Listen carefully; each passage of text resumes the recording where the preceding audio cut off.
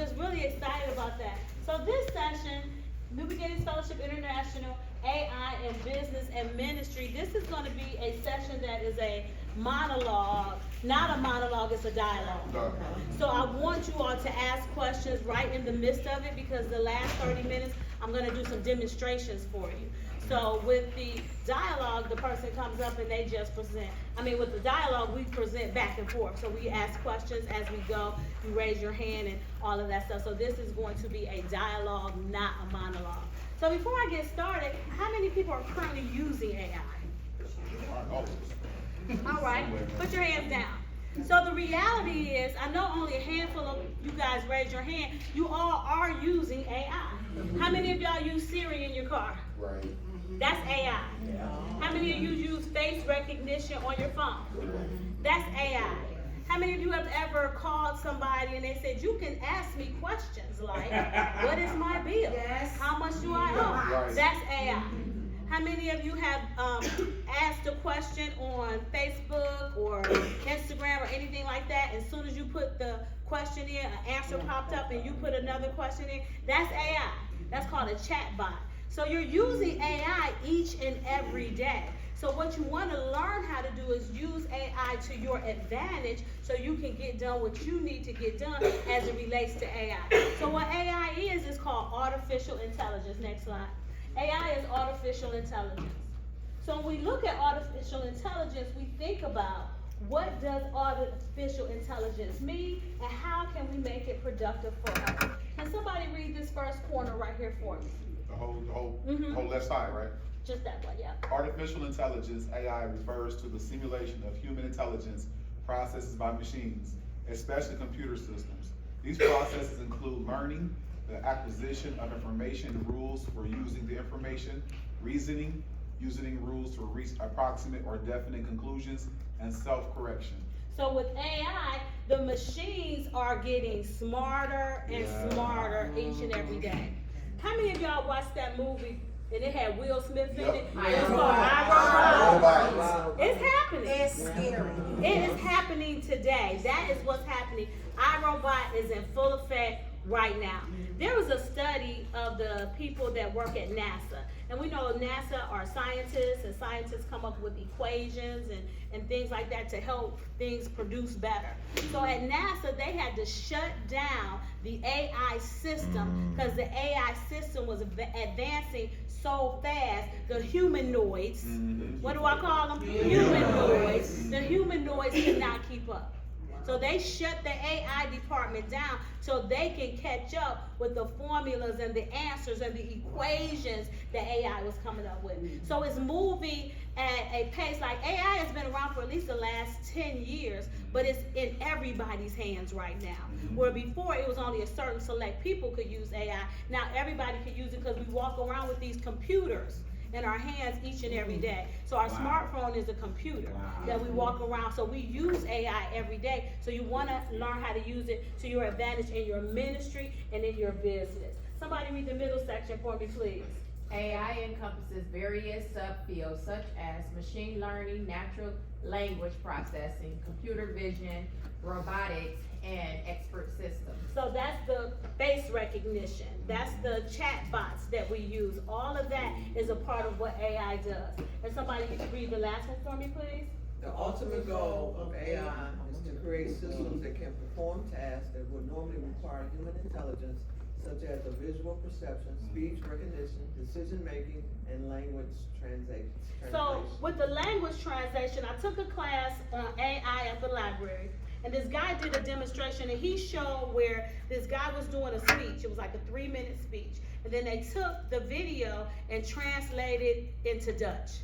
And when they translated the video into Dutch, the guy was speaking English when he taught the video. But when they translated it into Dutch, he spoke perfect Dutch because AI translated. All his facial expressions was coinciding with the language that he was speaking.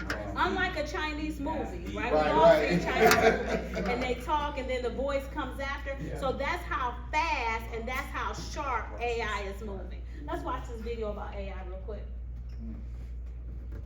What is AI? AI stands for artificial intelligence, and it's a way for computers to learn and work kind of like us. You can think of AI as a brain for a computer. Similar to how we use our brains to learn and make decisions, AI uses special computer programs to do the same thing. With AI, computers can help us with the stuff that would be really hard for people to do on their own. They can help doctors diagnose diseases, allow us to predict the weather more accurately, and even play video games. It works by using software to look at lots of information and find patterns. Just like how you can tell the difference between a dog and a cat, AI can learn to recognize things too. There are three main types of AI: supervised, unsupervised, and reinforcement learning. Each type learns in its own special way, but they all use lots of data to get better at what they do. AI is important because it helps us do things faster, more accurately, and sometimes even better than we could on our own. Plus, it can help us solve really complex problems that we might not be able to figure out by ourselves. With AI, the possibilities are endless, from self-driving cars to personal assistants. AI is changing the way we live and work. So the next time you hear about AI, just remember that it's like a smart brain for computers, helping us to solve big problems and do things we never thought possible. To learn more about AI, check out our website at gcfglobal.org. So when it comes to AI, we're using it each and every day, and it's right there at our fingertips. So it behooves What you. is AI? That's AI for you. I'm not finished. Okay, iRobot. So I'm gonna pause for a minute. Any questions about anything that I've went over so far as it relates to AI? One, who invented AI and was it meant to replace humans? And that's a good question, Renee, because I'm not super sure who invented it, but they say that it's not meant to replace humans. But It's meant to enhance what humans do. That's what they say. That's what they say. So when I went to Dallas and I took an AI class, because I'm very intrigued by this, right? So when I went to Dallas and I took an AI class, one of the things that somebody said, well, they're gonna take away people's jobs. And he was like, no, it's actually not. It's gonna give people more jobs because people have to watch the machines, people have to do this, people have to do that. And I can't say if I agree with it or not. I think businesses and ministries are gonna change because AI is changing everything. AI is changing everything. So I am optimistic, so I don't think that people will eliminate jobs. I think that people will have to have a different skill set to be able to work in the workforce. So the whole labor workforce will probably be different. It'll be more intellectual capital, right? So it's gonna behoove you to know. Because if you think about how things change, I want to say back in the day, they got around on horses and carriages, right? And then they evolved into a more industrial industry. So then when the industrial industry evolved, there was no need for horses and carriages. But you had to have people to learn how to drive a car, you had to work the machines, you were machine operators and stuff like that. So it's certain things that machines are going to do. They're going to eliminate some people jobs. How many of you go to the grocery store and use the self-checkout? Yeah. That's Right. more progress. I like that idea. How many people sat at the restaurant table and checked their cell phone on the little watch? So it's in effect. It's here. It's happening. It is definitely happening. So even though I think there's going to be a population that don't want to do it, eventually you're going to have to because it's not going to be there. Like we were here at the retreat and I seen the people cleaning my house at the house because I have green. So when they came in, I seen them come in the door, I seen them doing what they were doing. She texted me and told me she left, but I already knew she left. I seen it on the camera. I already seen it on the camera. So it's here. So to answer your question, I am an optimist. I believe that people will have jobs. I believe there's going to be a different skill set than what's going to be needed. But what has happened so far, these machines have advanced faster than they could keep up with. So they plugged it in to be able to think and make critical decisions, and the machines are doing that faster than the humans wanted them to. I think the question for me is, just like the phones, and we all love our phones and everything, I can't remember a single phone number. So because now I don't have to. So I'm looking at the deficit that can take place with AI from the standpoint of what it will cause us to reduce in being more codependent on that than understanding and being critical thinkers ourselves. I'm so glad that you said that, because I remember Ian and myself was having a conversation when I first introduced ChatGPT to him. And so when I first introduced ChatGPT to him to help with business, because it writes your contracts for you, it creates emails, social media posts, anything that you can do, it'll do it for you. And he was like, Coach T, I'm kind of scared for people that don't know how to think. Because if you already don't think, you have to. And it's not meant to replace your ability to think. You have to be able to read it. You have to be able to understand. You have to be able to fact check. You have to be able, because it's not 100% accurate. It's not 100% accurate. So if you don't know, you'll take it at face value. That's just like when you're watching different things on social media and everybody got a different opinion. So then you got to figure what opinion you're going to buy into, because you'll get all different kind of opinions. Yes. So I remember, I think it was probably about 5 or 6 years ago, we went to the movies and saw a cartoon. And it was dealing with the people, they started introducing these robots. And before you knew it, the people, regular people, were just riding around in these chairs, getting fat, not thinking, because it actually took away everything a human being would have to do with thinking and moving and all that. And then it was amazing because we kind of laughed about it, you know, and then we're seeing almost the recreation of that cartoon in front of us now. And I think with anything that we have, especially, I believe, and I'm like Pastor Al, you gotta be careful because it's taking away people having to think. Because even back in my day, we had encyclopedias. So you had to go find, look, research. Now all you gotta do is say, Google, what's such and such and such, right? Then it's so smart that even if, say, you were looking for a Chevy Tahoe, and you went on one website, all of a sudden, everything is going to, it has now, I get in my car and my phone tells me what, because if it's Wednesday, Tuesday, it's telling me your destination is the church. If it's Thursday, it tells me your destination is going to be walking, right? That's kind of a dangerous place to be in, where something has already figured you out, and you may haven't even figured yourself out. So I think even with this and the introduction, I'm glad you introduced this, because we have to know also the pluses to it and then the negatives to it, because everything has a plus and a negative, and make sure we stay in the negative, the plus part of it, so it doesn't pull us away from even what we're doing. I heard a apostle say a couple of days ago that we all need to run out and make sure we got a Bible. Yeah.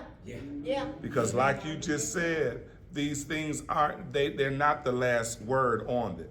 And they're taking and they're rewriting and they're implementing stuff in the Word of God. If you don't know it and can't pull out your old grandmother's Bible to get what was written, it's telling you everything. You know, you can be gay and it's in the Bible that God, you know, and people are taking it and running with it.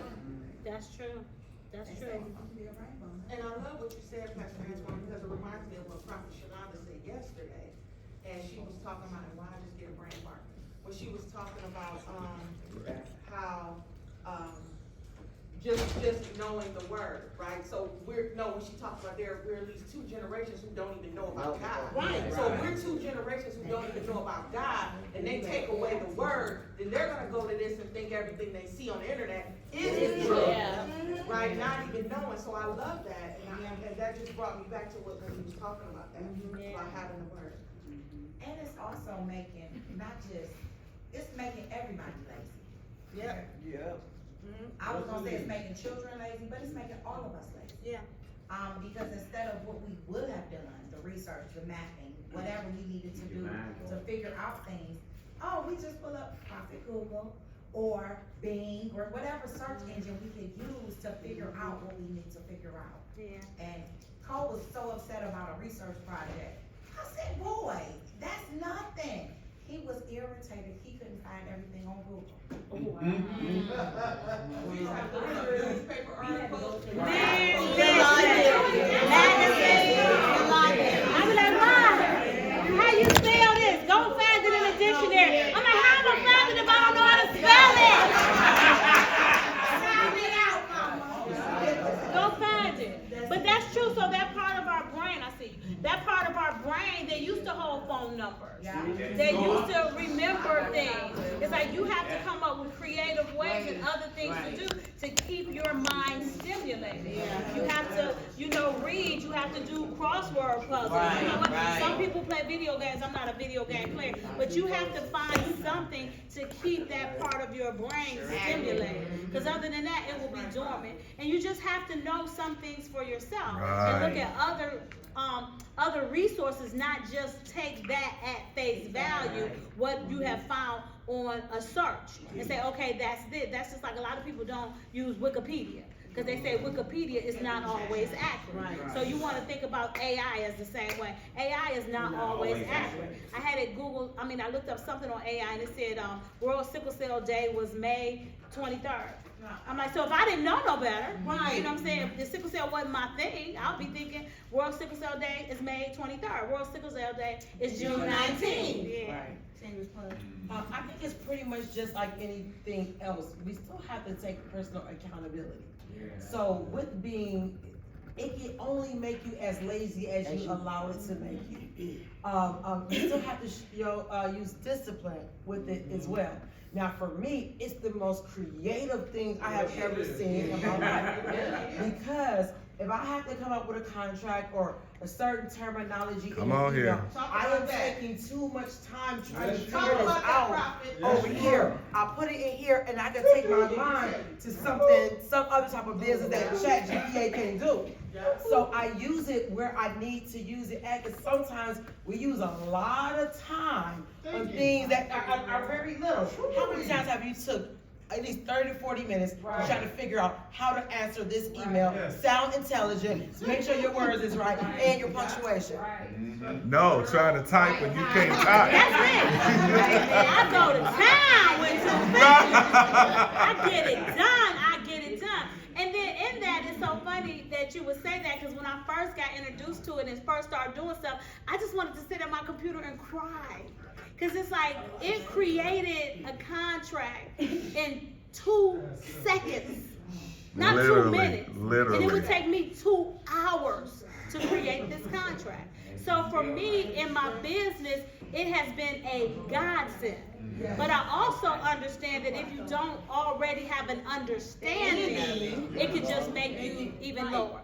It was somebody else, so you and then, okay, Rashonda Ian and then somebody over here had raised And I want to say, for those of us who are educators, what they're saying about this ChatGPT is that they said for every hour PowerPoint or presentation you create, it takes 40 hours of preparation. They're saying that this AI has cut that over half of your preparation time. So that's just amazing to me. It is, because like this PowerPoint, I just paid somebody $10 on Fiverr to make this PowerPoint. It's 10 pages. So that means I paid $1 a page. Well, I gave him a tip, I tip, So I paid $20 for it, I gave him a $10 tip. Because I know it would have took me 4 hours to find the images, to get it right on the page, to engrave. I still don't know how to engrave the videos into the PowerPoint. So when you can just pay somebody else to do it, it's worth my time. Because I can make $150 an hour on the phone with a consultation. I can make $150 doing somebody's hair in an hour. So I have to weigh out what's my time worth. Is it worth me creating this? No. When you hire me to come in and pay me $3,000 to do this presentation, then it can weigh itself out. Deacon Ian. Oh, but I have my own template for my contracts and invoices. Create me invoice for such and such, such and such. When I say it gave me a template, it gave me the percentage, it gave me all the numbers that's needed for it. And I was like, It makes you look so good, Look don't there. it? I was there for maybe, I'm like, baby, how should I word this, how should I word this? I'm just sitting, I'm spinning in the chair. She said, go to ChatGPT. I said, I don't want it to make me look stupid. And I went there, I'm about in less than 2 seconds minimum, and it gives you a whole scenario. If you haven't actually downloaded that app, just download it and try it out yourself. We're gonna do some stuff live here today. I created a business plan on it, and it's just amazing. It's amazing. It's amazing. So you just have to go back in and clean it up and put your voice in it. Just clean it up and put your voice in And that's there. what kids aren't doing, because they're using it in school. And I know they the don't teachers talk like know that that's not your work. So it's like, it's Yeah, making you gotta these kids put your own voice also in it, feel like. they Well, have in to college focus now, because my on girls are in learning how school, to they do have it where, when they turn in the paper or whatnot, it can detect. It can, Just yeah. like how it did Yeah. plagiarism for us, it has it for ChatGPT. Yep, it sure stuff. does. And One- if you have an idea and you want it to be original, all you have to put in there is no plagiarism. Yeah. Right. And then it'll come up with as original as it can because it's pulling information off the internet. It's pulling information. So with the World Wide Web being this whole information technology age, is going there and it's pulling information off of there and it's creating what you're asking it to create. Like I said, we're gonna do some live stuff at the end. Somebody read the first bullets for me. Overall, the integration of AI into business processes offers numerous benefits, ranging from increased efficiencies and productivity to enhance customer experiences and Competitive advantages. So when we think about this for companies, it's making them more efficient and effective. The machine does make mistakes, but it makes less mistakes. So it's not perfect. It's not error free. There will be some errors in it. The next one, embracing AI technologies can position business or ministry for success in a digital age. We live in a digital age. That's where we are. We're in a digital age and we're in an informational age. Labor is what you know. So before you got paid by your labor from your muscle and your bronze, now you get paid for your intellectual capital. So it will behoove you to have some intellectual capital. So like what my husband was saying about investing your time or spending your time. Yeah. So it will behoove you to do things that's gonna help you to get better. So Kim can attest to this. On my board, we have different opportunities for sickle cell. So I asked the board members, I said, can we get 4 hours out of the month for you to become a sickle cell expert? And I said, it's really simple. Just give me 15 minutes a day, 4 days a week. Does that sound hard? Most of the board members was like, no, that's not hard. I said, so you got 7 days out of the week. I'm only asking you for 4 of them. And for 4 of those days, I'm only asking you for 15 minutes. And if you do 15 minutes for 4 days a week, in a month, you have given me 4 hours of time learning something about sickle cell. Because I cannot be the only sickle cell expert on the board. I need to be able to send any of the people on the board to do a presentation, to answer a question, to deal with our population and know what they're talking about. So when you break it down to a very simple common denominator, it makes it seem easy and easy to digest. So for mine, it's sickle cell. Find out what it is for you. We just learned about our 5 offices. It could be learning about one of your offices. If you're a prophet, do something as it relates to prophets, 15 minutes, 4 days a week, that's an hour, that's 4 hours a month. And you're that much more smarter. Whether it's accounting, whether it's whatever it is. If you invest that time instead of spending that time, you'll walk away with greater intellectual capital. Because that's what's going to get you paid today, intellectual capital. One thing, This is also important as it relates to us talking about kingdom and talking about ecclesia. Because in order for us to be able to fully function in the areas that God has graced us to in the natural elements, we have to be up to speed. We can't be two decades behind. We got to be up to speed as to what's going on, and it is our responsibility to use it the way that it's supposed to be used, or the way in the best benefit. That's right. So, you know, my husband was like, because when I was talking about what I wanted to do here today, and me and Shalonda and Apostle April, we did a class on the 20th of last month. They was like, oh no, Teresa, you got to do AI. You have to do AI. It said because we as the ecclesia, we as the body of Christ, a lot of times we're behind and we're trying to play catch up. So we can't be behind. We can't be trying to play catch up. We got to be right on the cutting edge of the technology while it's happening and not being fearful of it. So we can't think, okay, well, that ain't God. God is right there in the midst. This didn't take God by storm. He's not surprised that these humanoids have created this thing called artificial intelligence. He's not surprised. The next one, overview of AI application in various industries. Somebody read that for me, please. AI is transforming various industries, driving innovation, efficiency, and competitiveness.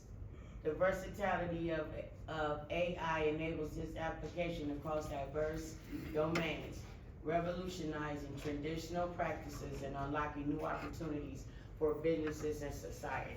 So with this, we have self-driving cars. That's artificial intelligence. If you're in the medical field, they have AI technology that can go into a body and show you 3D images of that body.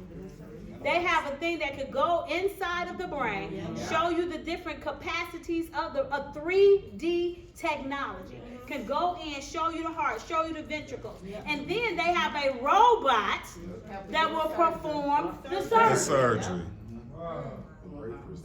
Right. So that's the world we're living in. It's not on iRobot. And that movie came out like in 2006. Right. Go home and watch it.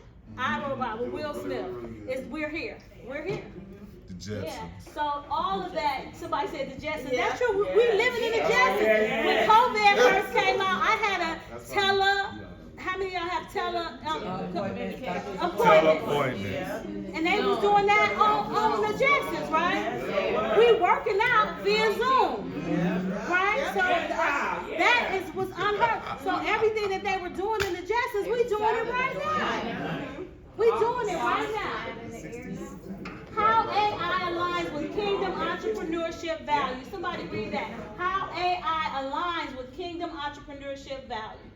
AI aligns with kingdom and entrepreneurship values by enabling entrepreneurs to steward resources effectively, serve others, innovate responsibly, uphold ethical principles, make a positive impact on communities, and demonstrate faith and trust in God's guidance. Keep going. By integrating, and it's in your handout too. By integrating AI technologies with kingdom values, entrepreneurs can fulfill their calling to create value, make a difference, and glorify God in their businesses. So with it, to me, the number one thing that we as kingdom entrepreneurs and kingdom ministries have to think about is the integral piece of it. Are we operating, are we using this technology with integrity? Because there's different ways that you can use it. So if we're flushing it through technology through integrity, then we will be okay. But if we're not flushing it through integrity and we're using it in a non-responsible way, then it can be dangerous to us, our business, and our ministry. But it's up to us to be the gatekeepers of how we plan to use this technology. Any questions? I'm going to go into some scriptures now and point out how it's pointing to technology.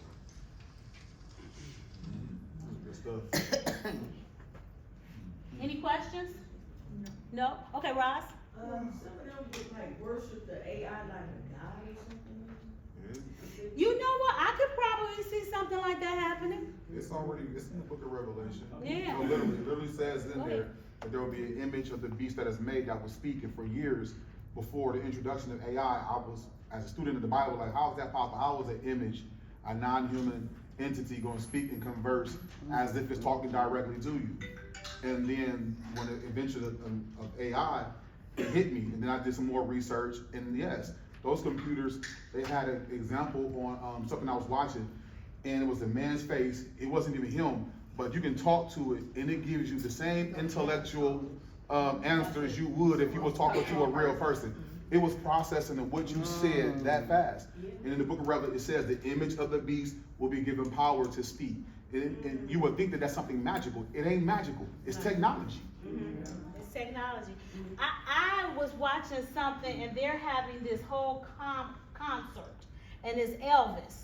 Oh my goodness. And y'all heard about it? Yeah. It's gonna be a hologram. And Elvis is gonna be performing on stage as a hologram. Tickets start at $1,000. Come on, somebody. A hologram. So he gonna be up there performing a holographic images. So what they took in is images of him in the past performing. They've created it in a hologram format, and then he's going to be up there dancing. Yeah, I went to see the MJ show, and they had a piece. They had some holograms of him up there dancing. So we here. It's here. It's not coming. It's here. It's here. Somebody read the first scripture. Identifying business needs and goals. Proverbs 16:3, commit to the Lord wherever you do, and he will establish your plans. So when it comes to AI, you need to commit to the Lord what it is that you're doing. You still need to pray about it. Yes, ma'am. You still need to ask for guidance and directions. Just because it's artificial intelligence doesn't mean that you shouldn't do that. It applies to every aspect of your life. Choosing the right AI tools and platforms. Somebody read Proverbs 15:22. Plans fail for the lack of counsel, but with many advisors, they succeed. Amen. So with that, it's like you still need to pray about it and say, Lord, how should I move forward? Once you get the information, how should I use this information? What should I delete? What should I keep? What should I apply to whatever it is that I'm doing? Yeah. So you still want to flush it through the lens of the word. Yeah. Continuing learning and adaptation. Proverbs 18:15. Somebody read? The heart of the discerning acquires knowledge, for the ears of the wise seek it out. So there is a level of discernment that we have to use as we're applying this technology to our lives, to our businesses, and to our ministries. Data collection and quality. Proverbs 2:6. Somebody read? For the Lord gives wisdom, from his mouth come knowledge and understanding. Come on.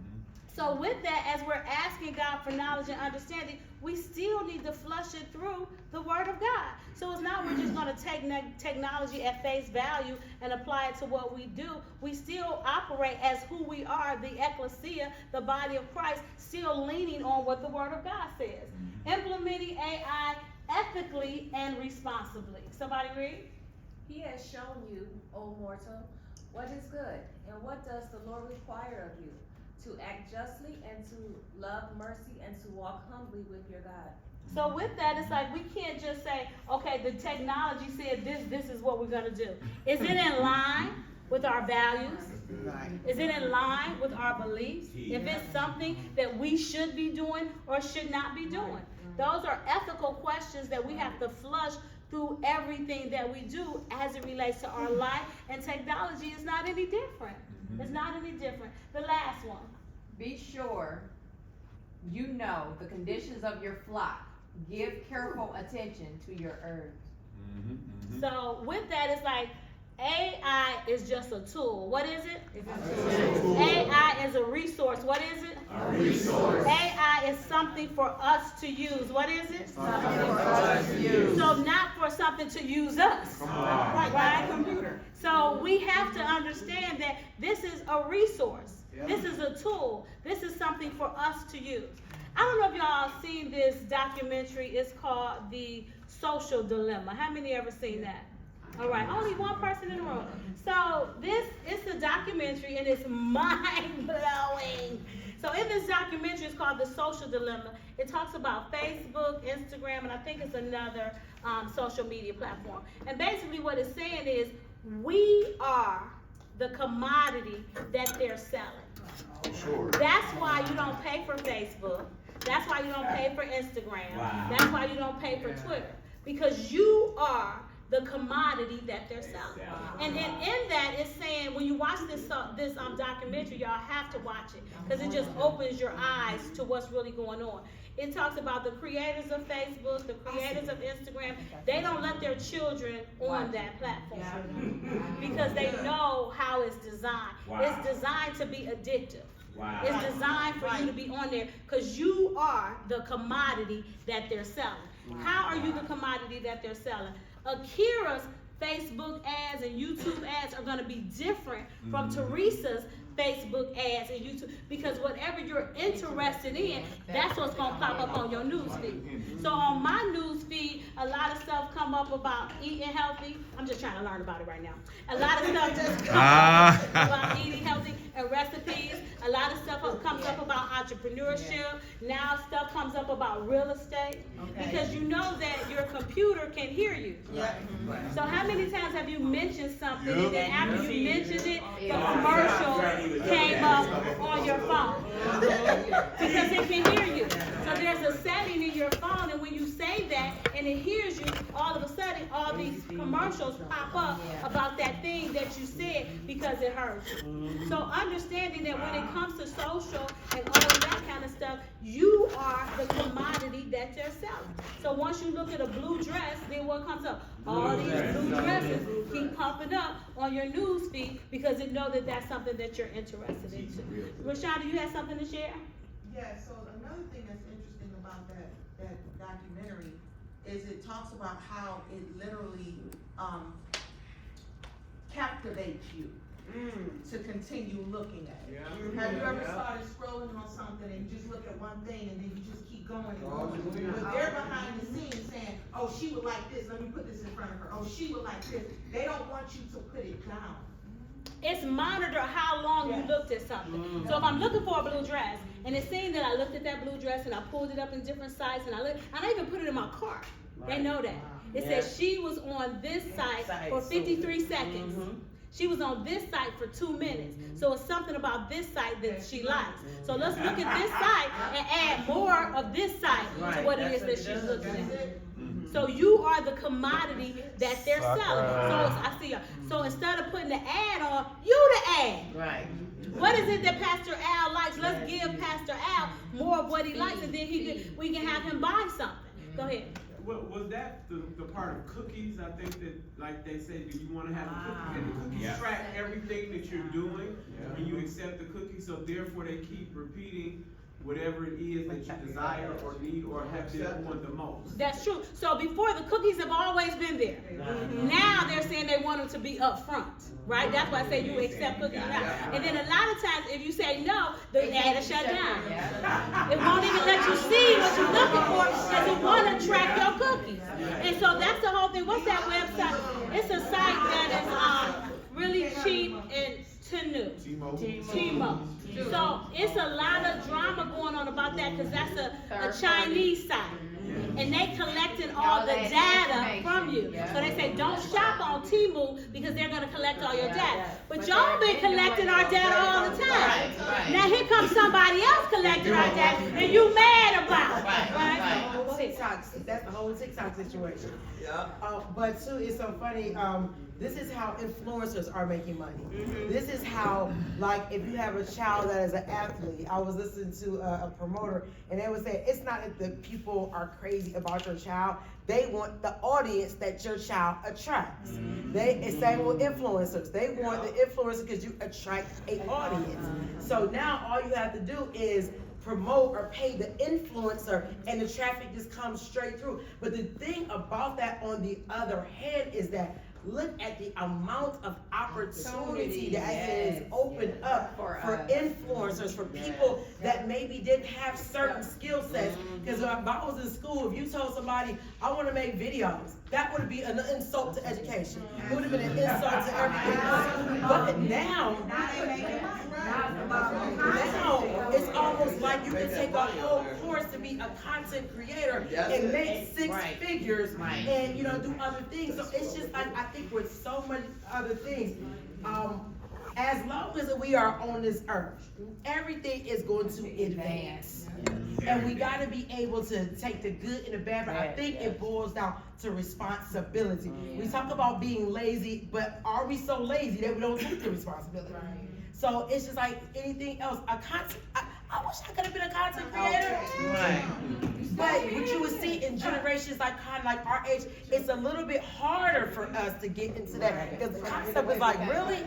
But if you have a 17-year-old or a 16-year-old, they get it just like that. I feel like kids come with a chip. Yeah. They just know. It's like you give a phone to a 2-year-old, they swiping, they texting. I'm still trying to figure it out. They brain is just programmed for it. Did you? I think somebody else had a Pastor A. But even as Prophet Shalonda was saying about the responsibility of it, because there is something where they call it the echo chamber, which is almost like the cookies, where because you are clicking on something, it starts to load all of that to your feed, which creates this echo chamber where you get feeds that think and sound just like you.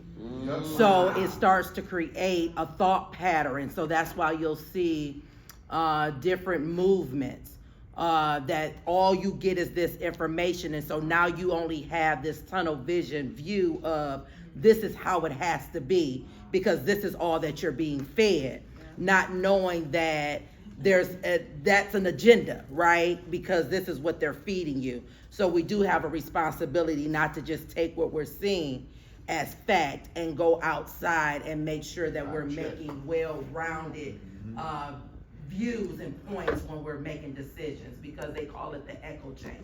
And I'm glad you said that, because when you think about the echo chamber, what comes to my mind, I call them Trumpsters, right? And you can't tell them nothing different because they've been fed this information for so long. So they don't see any outside things. And that can go either way. I remember when Hillary Clinton was running against Trump, and the Hillary Clinton people, they were so for Hillary Clinton, and the Trump people were so for Trump because they were in their echo chambers. And whatever they were looking at, it knew who they were for. So you was gonna see all Hillary Clinton stuff. You was gonna see Hillary Clinton and how amazing she was and how fabulous she was and all the great things that she did when she was the first lady with her husband. And if you was in the Trump echo chamber, you was gonna see all about the great policies that he wanted to do, the businesses that he ran, and all of that kind of stuff. So when you get caught up in an echo chamber, you don't hear the other side. Wow. So it's up to you as a responsible ecclesia to break outside that echo chamber and see what else is going on. It's up to you to watch the BBC. It's up to you to watch the world news. It's up to you to get information from somewhere else. Because if you get stuck in a certain channel and they're feeding you, they're spoon feeding you their agenda. It's fake news. You know, and then even with that, I don't know how many of y'all seen this video, and it's a video of President Obama, and he talking smack about Trump. And it ain't real. Right. They call it a deep fake. And what a deep fake does, it took his voice, it took a video, it put the mannerisms of him all on there, and it's him talking smack about Donald Trump, and it's not real. How many people have heard about people getting calls about somebody that kidnapped their kids, and the kid's voice is in the background saying, "Mama, help me." And the one lady said she was grabbing her purse to go pay a ransom for her baby, who was 17 years old. She came downstairs, "Mom, where you going?" Jesus.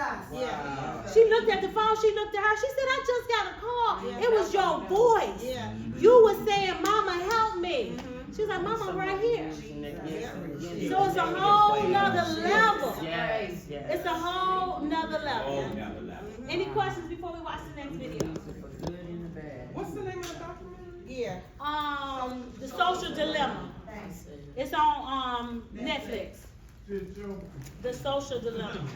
On the video, I noticed that the people that was creating it, you could tell that they were really serious and they were really it disturbed them almost about the chain reaction that they were seeing. Some people even quit their job and stopped doing it and everything. They did. So with it, most of them don't work at those companies anymore. And they were coming to do this documentary to tell you about. So the way they put the documentary together, it's almost like a movie inside of a documentary. And this is a little girl in there, I forget if it was a little girl, little boy, and they took her phone just so they could sit down for dinner. And they took her phone and put it in a glass case. She broke the case to get to that phone. And they were just saying how addictive it is and how it's an addiction. It's almost like somebody has to go to a drug addiction, whatever. These phones, these children are addicted to, I don't say just kids. You know,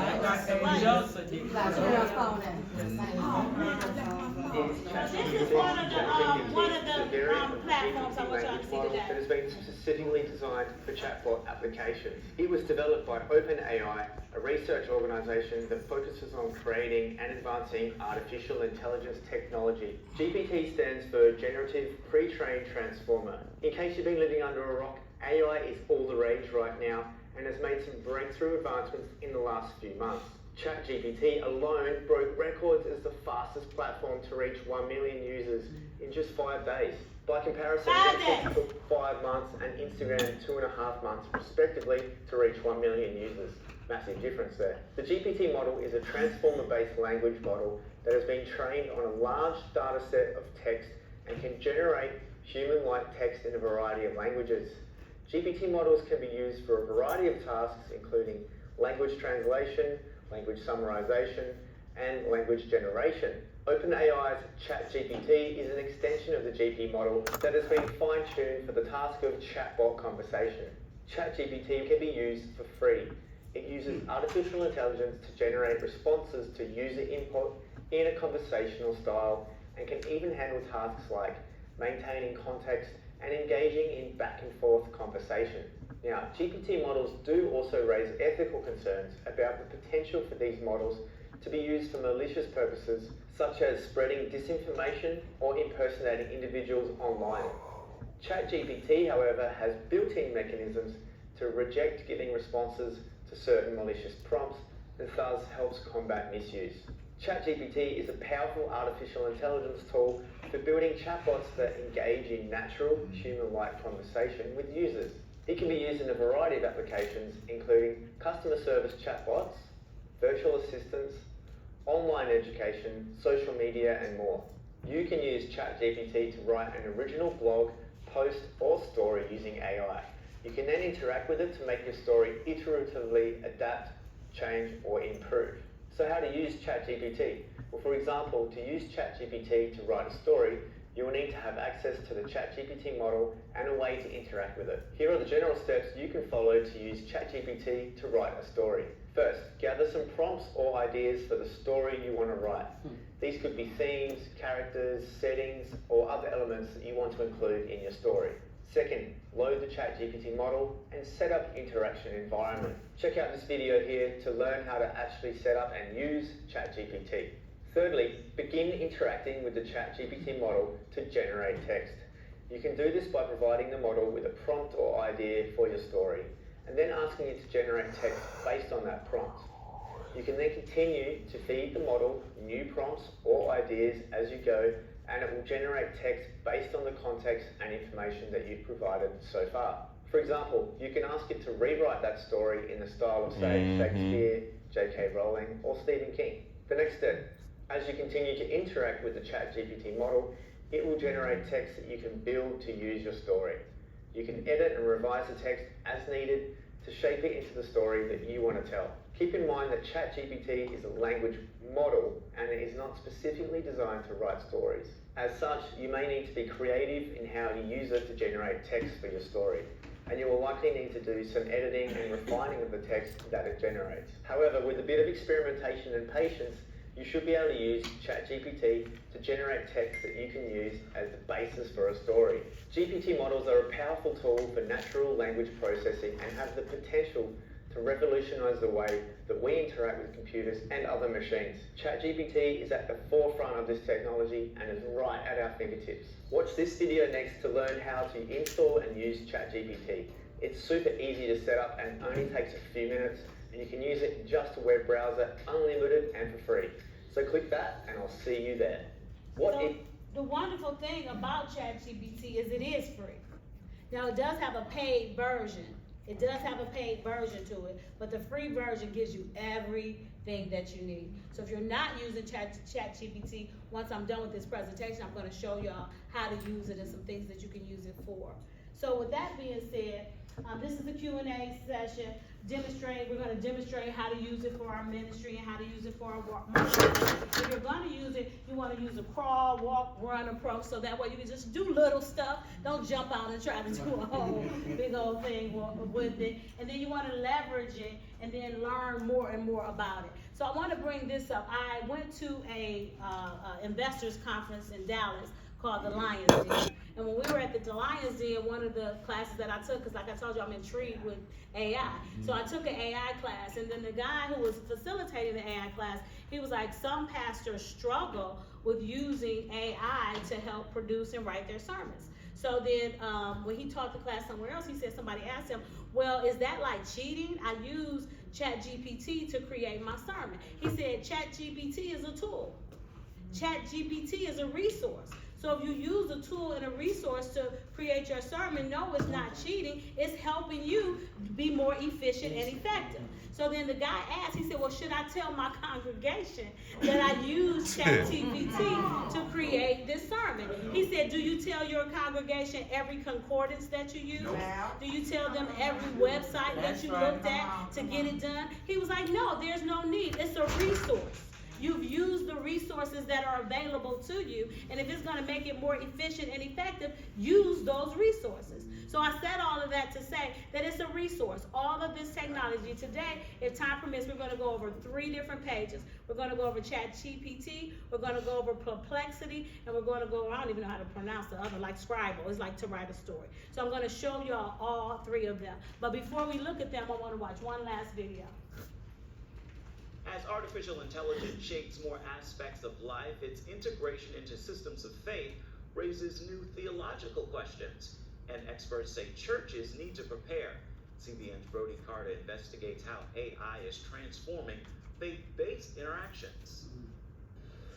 One of the questions we actually asked was, do you think that God can work through AI? And we found that a really large number of pastors say that God can work through AI.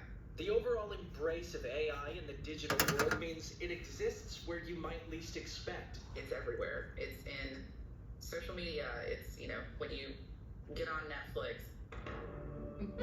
And quietly integrating into nearly every aspect of our lives. Researcher Ashley Ekme of the Barna Group is exploring how U.S. Christians feel about AI and its use in the church.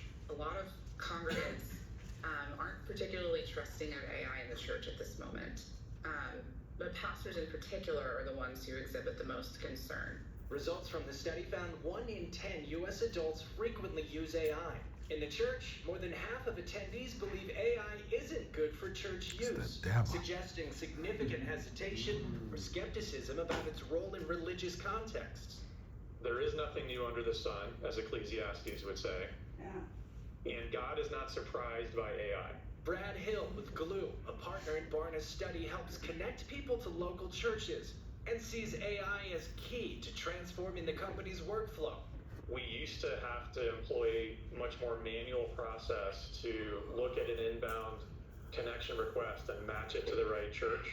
So we've taken that now from about 3 hours down to milliseconds. Glue is investing about $25 million towards implementing AI in the church, including research and development. And Hill says it's time for pastors to also put together a game plan.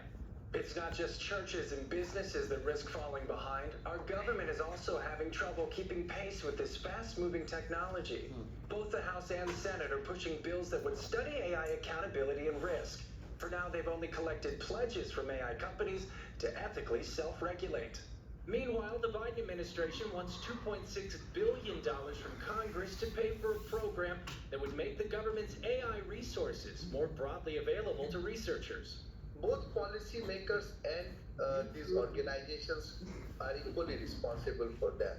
They both have to hold themselves to the highest standards. Dr. Subodh Kumar, a Temple University data scientist, sees the lack of regulation as a combination of Congress needing a better understanding of AI, while also allowing freedom for it to thrive in areas of national security and economic development. In the meantime, it's up to users to regulate and protect themselves, and most importantly, their children. The parents are oversharing kids' information, and as a user, the best way to protect us right now is that put a control on. Brody Carter, CBN News.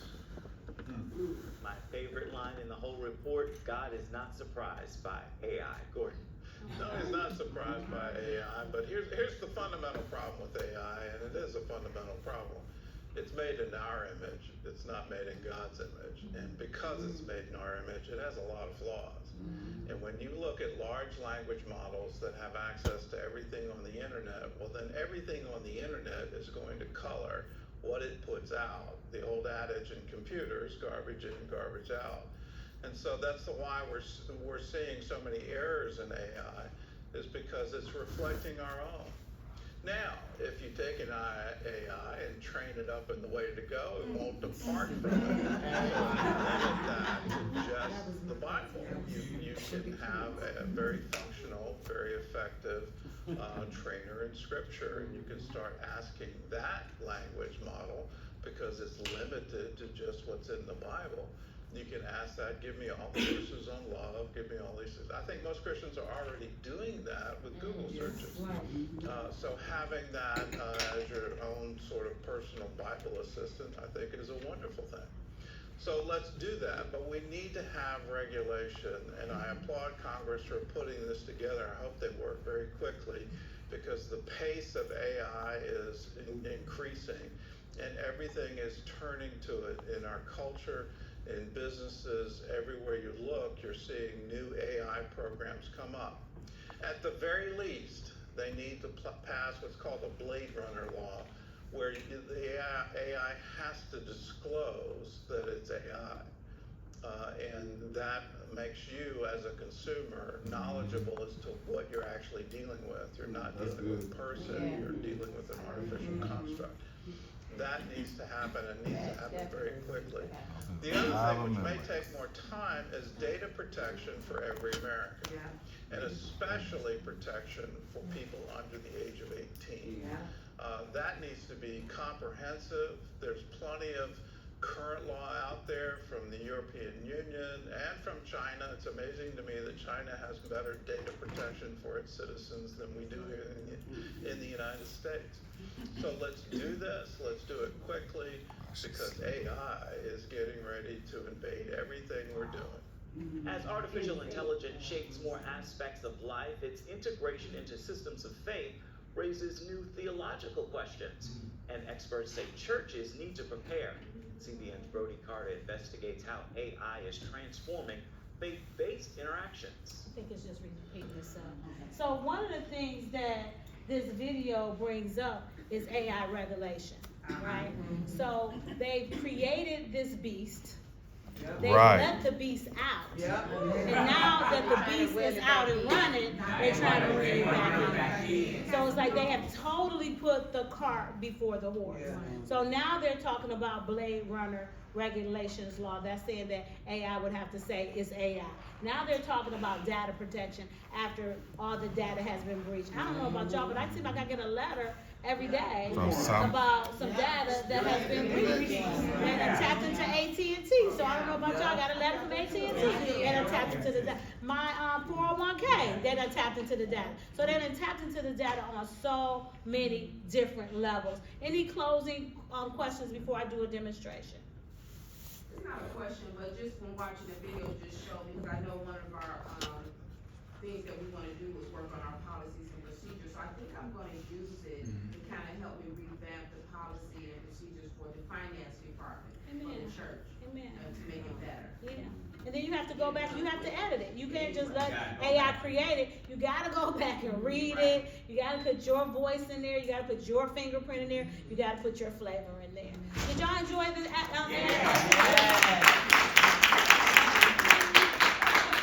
So now I'm gonna show y'all some demonstrations.